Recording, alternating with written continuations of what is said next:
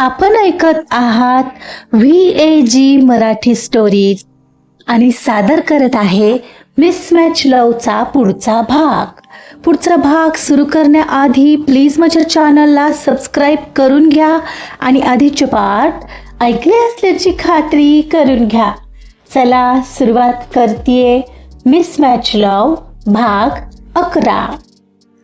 हो म्हणता अखेरीस गुरुवारचा दिवस उजाडला.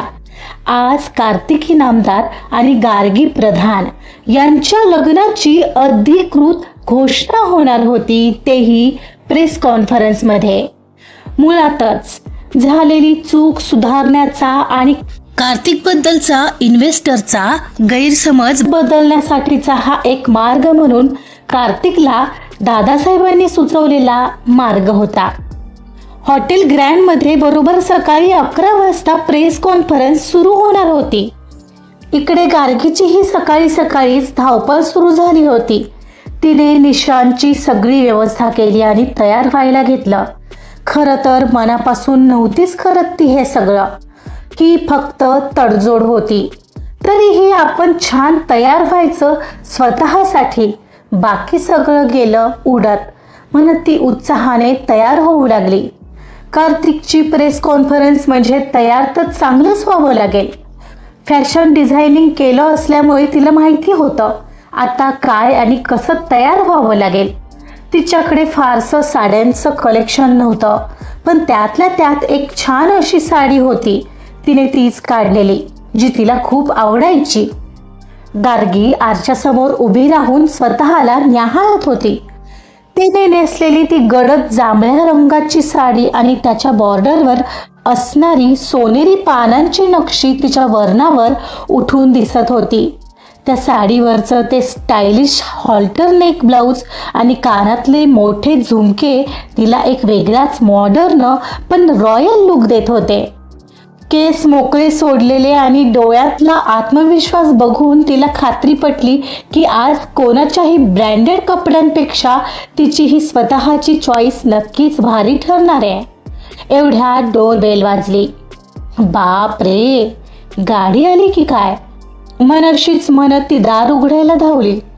दार उघडून पाहते तर दारात एक युनिफॉर्म घातलेला ड्रायव्हर उभा होता.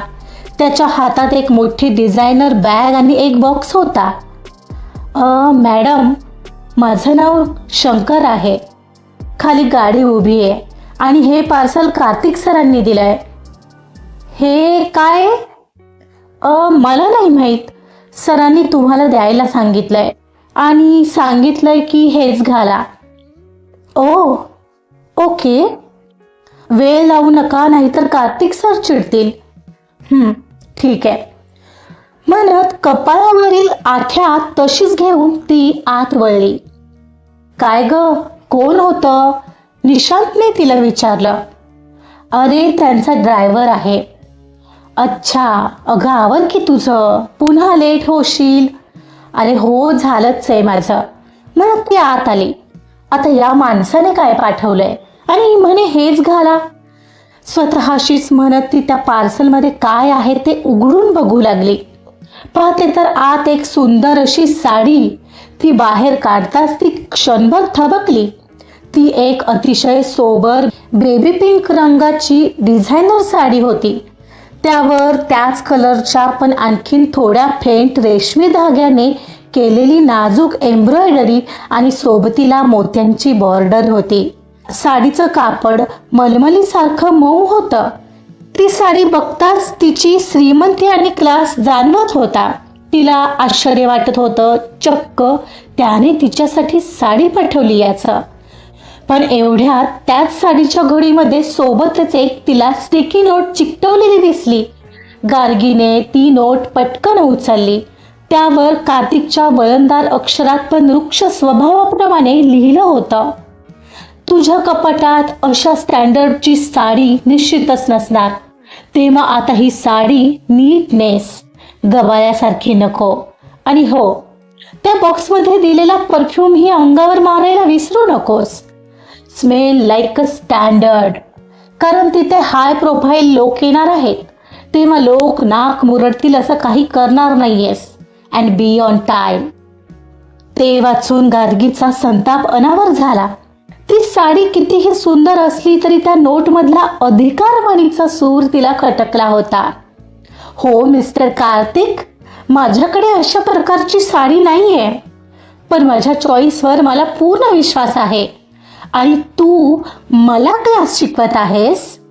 तिने ती महागडी साडी रागातच तशीच बॉक्समध्ये ठेवून टाकली आणि हाताची घडी घालून काहीतरी विचार करण्यात हरवली.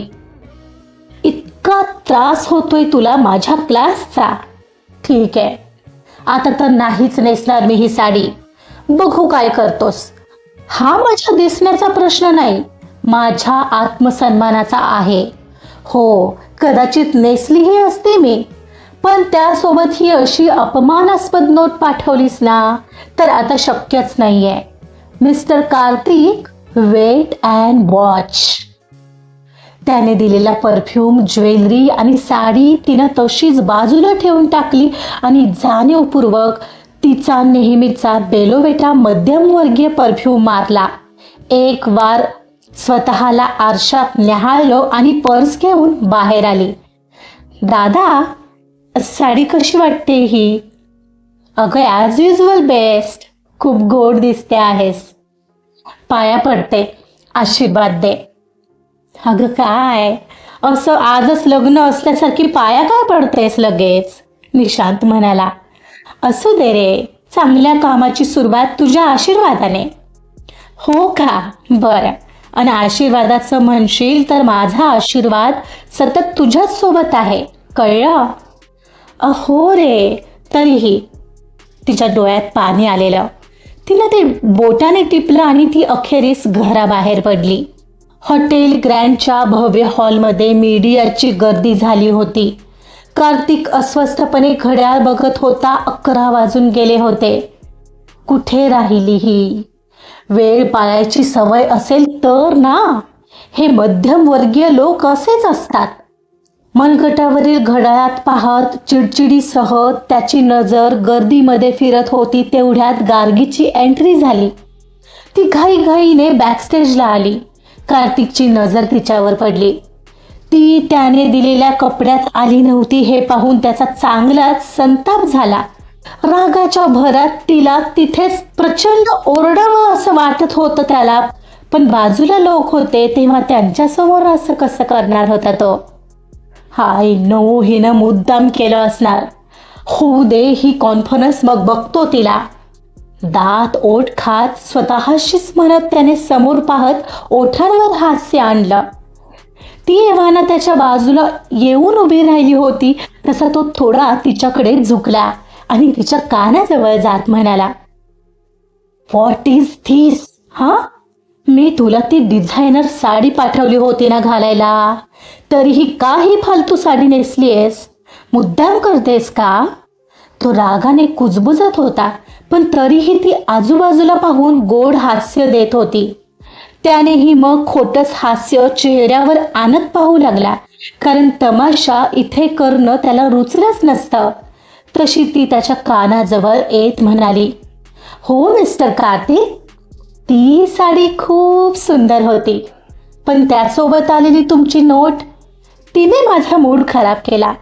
सो माझ्याकडून अपेक्षा नाही कराल तर बेस्ट राहील. तू ना, होऊ दे ही कॉन्फरन्स, मग बघतो मी तुला. कार्तिक तिच्या डोळ्यात डोळे घालून म्हणाला. तेवढ्यात पीए ऋषिकेशने येऊन सांगितलं, सर लेट स्टार्ट. या. त्याला म्हणत कार्तिकने रागाने तिचा हात पकडला आणि तिला तसंच ओढत वर स्टेजवर घेऊन आला. कॅमेऱ्यांचे फ्लॅश चमकू लागले. कार्तिकने चेहऱ्यावर खोटं हसू आणलं. भेटा, ही आहे गार्गी प्रधान, माझी होणारी बायको, जिला मी आता अधिकृतपणे तुमच्या समोर जाहीर करतोय माझी बायको म्हणून. तो स्मित करत म्हणाला. त्याचं असं तिचा हात पकडणं रागातच का होईना, पण गार्गी मात्र त्या क्षणाला ओशाळली होती. ती खरं तर दिसत ही गोड होती. तिच्या चेहऱ्यावर आपोआपच ब्लश आलं का तिलाही काहीच कळलं नव्हतं, पण हे नाटक आहे याची जाणीव तिला लगेचच झाली.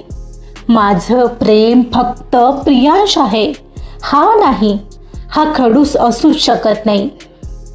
तिच्या मनात तिनं एक वार ते घोळलं. तिथे उपस्थित असलेल्या काही महिला पत्रकार आणि पाहुणे गार्गीकडे पाहतच राहिलेले आणि गार्गीला पाहून उपस्थित लोकांमध्ये आणि पत्रकारांमध्ये जोरात कुजबूज सुरू झाली. वाव, शी लुक्स स्टनिंग. इनामदारांची होणारी सून म्हणून खूपच स्टायलिश आहे ही. ती त्या साडीत किती सुंदर दिसते. वा, काय चॉईस आहे. एका फॅशन मॅगझिनच्या रिपोर्टरने तर माईकवरच म्हटलं, मॅडम, यू लुक गॉर्जियस. तुमची फॅशन सेन्स खरंच वाखाणण्यासारखी आहे. It's very classy. हे ऐकून गार्गीच्या चेहऱ्यावर एक आत्मविश्वासू हसू आलं. पण बाजूला उभ्या असलेल्या कार्तिकचा मात्र जळफळाट झाला.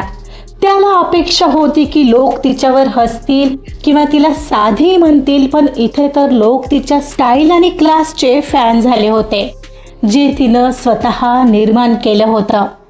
एका ज्येष्ठ महिला पत्रकाराने तर प्रश्न विचारताना म्हटलं, मॅडम, तुम्ही खूप छान दिसताय आज.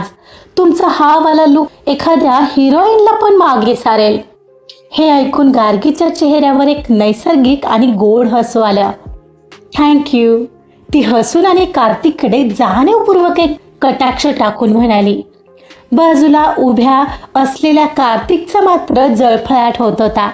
गार्गीने त्याची आज्ञा तर मोडलीच होती, पण वरून ती त्या स्वतःच्या साडीत भयंकर सुंदर दिसत होती. त्याला वाटलं होतं की त्याच्या ब्रँडेड कपड्यांशिवाय ती काहीच नाहीये, पण इथे तर तिने आपल्या स्टाईलने सगळ्यांना इम्प्रेस केलं होतं, तेही त्याच्या मदतीशिवाय. आणि तिने कमावलेली ही वाहवा त्याच्या इगोला चांगलीच झोंबत होती. कार्तिकने गार्गीला आता खुर्चीवर बसवलं. तो पोडियमवर माईक समोर उभा राहिला. त्याच्या चेहऱ्यावर आता मघाचा राग नव्हता, तर एका यशस्वी बिझनेसमनचा आत्मविश्वास होता. त्याने हॉलमध्ये नजर फिरवली आणि बोलायला सुरुवात केली. Ladies and gentleman, thank you for coming. त्याचा आवाज खणखणीत आणि प्रभावशाली होता. गेल्या काही दिवसांपासून इनामदार ग्रुपबद्दल आणि माझ्या पर्सनल लाईफबद्दल मार्केटमध्ये काही उलटसुलट चर्चा सुरू होत्या. काही लोकांचं म्हणणं होतं की माझं लक्ष कामात नाहीये किंवा कंपनीचं मॅनेजमेंट ढासळत आहे. तो किंचित हसला, जणू त्या अफवांची खिल्ली उडवत होता. पण आज मी इथं माझ्या सर्व इन्व्हेस्टर्सना आणि शेअर होल्डर्सना हे सांगायला आलोय की घाबरण्याचं काहीही कारण नाहीये. इनामदार ग्रुप पूर्वीपेक्षा जास्त स्ट्रॉंग आहे आणि ज्या स्थैर्याची तुम्हाला चिंता होती ते आता माझ्या आयुष्यात पूर्णपणे आलंय. त्याने गार्गीकडे पाहिलं आणि हात पुढे केला.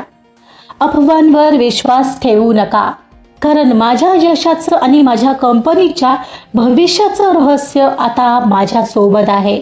So please welcome miss Gargi Pradhan, माझी होणारी बायको आणि इनामदार ग्रुपची होणारी सून. उपस्थित लोकांनी टाळ्यांचा कडकडाट केला. कार्तिकने गार्गीचा हात पकडून तिला उभं केलं. गार्गीने पण चेहऱ्यावर एक गोड आणि लाघवी हसू आणलं आणि मीडियाला अभिवादन केलं. आणि हो, आणखी एक, ती गरीब घरातली असली तरीही मला जगासमोर तिला बायको म्हणायला शरम वाटत नाही. I am proud of her. तो तिचा हात पकडून हात वर करून सांगत होता. ती मात्र मनात विचार करत होती, किती खोटं रडेल हा माणूस. जगासमोर चांगुलपणाचा बुरखा ओढून कसा बरं राहत असेल. त्याचं मन त्याला कधीच प्रश्न विचारत नसेल का. गार्गीला त्याच्या दुतोंडीपणाचा अतिशय राग येत होता. तुम्हाला काही प्रश्न विचारायचे असतील तर विचारू शकताय, कार्तिक म्हणाला. तेव्हा पत्रकारांनी प्रश्न विचारायला सुरुवात केली.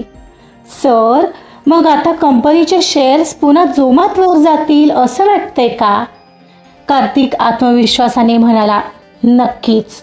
जेव्हा राजाला राणीची साथ मिळते तेव्हा राज्य अजूनही बळकट होतं. माझा हा निर्णय व्यवसायासाठी आणि घरासाठी दोन्हींसाठी फायद्याचा आहे. गार्गी हे सगळं ऐकत होती. तिला त्याचं बोलणं ऐकून नवल वाटत होतं. सेल्फिश माणूस. याला माझ्या भावनांशी काही देणं घेणं नाहीच आहे. याला फक्त त्याचे शेअर्स वर गेलेले बघायचे, गार्गी मनातच म्हणत होती. पण तिने चेहऱ्यावरचे भाव ढळू दिले नाहीत. ती एक परफेक्ट जोडीदार म्हणून त्याच्या बाजूला उभी होती आणि गोड स्मित करत होती. प्रेस कॉन्फरन्स एक क्षणाला संपली. कार्तिकने पुन्हा एकदा सगळ्यांचे आभार मानले. थँक्यू एव्हरीवन असं म्हणून त्याने गार्गीचा हात पकडला आणि कॅमेऱ्यांसमोरून तिला हसत हसत बॅकस्टेजला घेऊन आला. आणि बाजूला येताच त्याने गार्गीचा हात जोरात झटकला.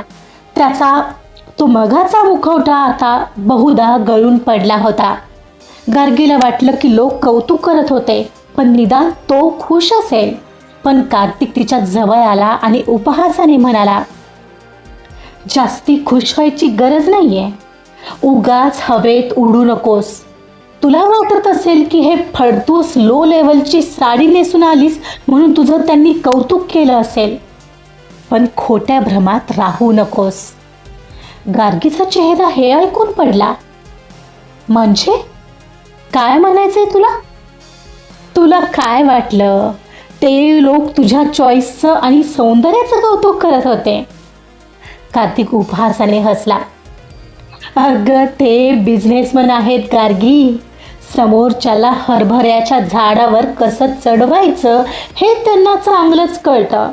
आणि लक्षात ठेव, तू या कार्तिक इनामदारच्या बाजूला उभी होतीस म्हणून ते तुझी खोटी स्तुती करत होते. ती त्यांची मॅनरिझम होती, तुझं यश नाही काय. कार्तिक तिला खोचत बोलला. गार्गीला मात्र हे ऐकून धक्काच बसला होता. आजचा भाग इथंच संपला आहे. कार्तिकच्या या जळफळाटाला गार्गी काय उत्तर देईल हे ऐकायचं आहे ना? कसा वाटला आजचा भाग हे आपल्या कॉमेंट्समधून नक्की कळवा. पुढं काय होतंय हे जाणून घेण्यासाठी ऐकत राहा मिसमॅच लव्ह. कथा आवडत असेल तर प्लीज लाईक करा, सबस्क्राईब करा आणि शेअर सुद्धा करा. Thank you so much.